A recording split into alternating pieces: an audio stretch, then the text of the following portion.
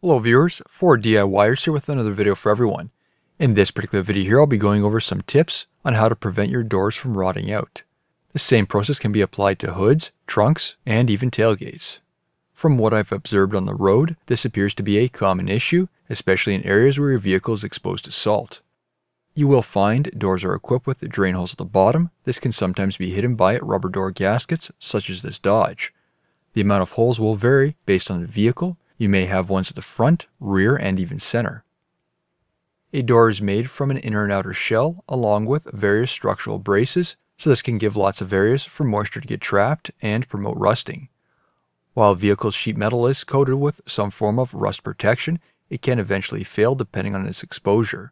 The outer shell is folded around the inner shell and has an adhesive applied between the mating surfaces along with a seam sealer on the exposed folding edge. If you do have rust forming around the seam, such as what I have on my driver's door, you can slow it down drastically by removing the rust, chemically treating the area, and any other repairs required before paint. Another option is splitting down the door seam, separating the door skin, or just completely replacing the door. Unfortunately, to clean out the doors, you will need to remove the door panels, and removal procedures will vary between vehicles. Not all vehicles have direct access inside the door cavity, so additional disassembly may be required. There will be a vapor barrier in behind that needs to be pulled back. These are typically held on with butyl tape.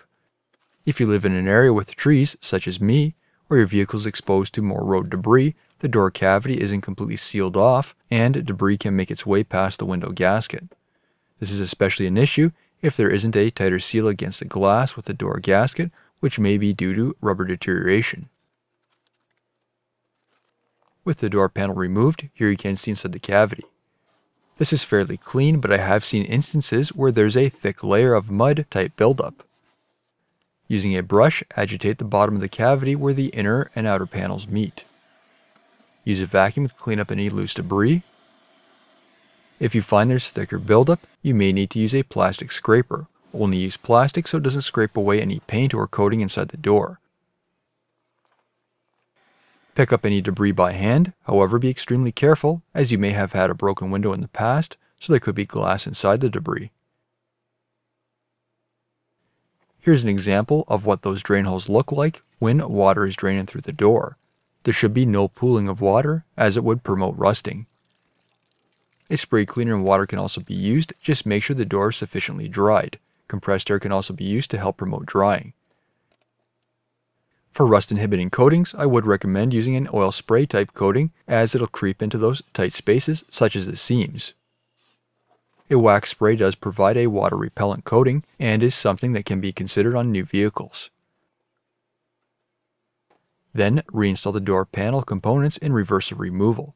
If the butyl tape is worn or not sealing sufficiently, I do have a video for the replacement, so be sure to check it out. If you know the doors are in clean condition, you can have a specialty applicator gun with a cavity wand attachment. A rust-inhibiting spray can be done through the drain holes if they're large enough. You may have access holes in the door, or a small access hole can be drilled using a step drill, then plug it when done. New videos are released every week on my channel. Be sure to hit that thumbs up button, it's a huge help to me, and leave a comment below if you found this tutorial helpful. If you're not a subscriber, be sure to also hit that subscribe button. Thank you for watching.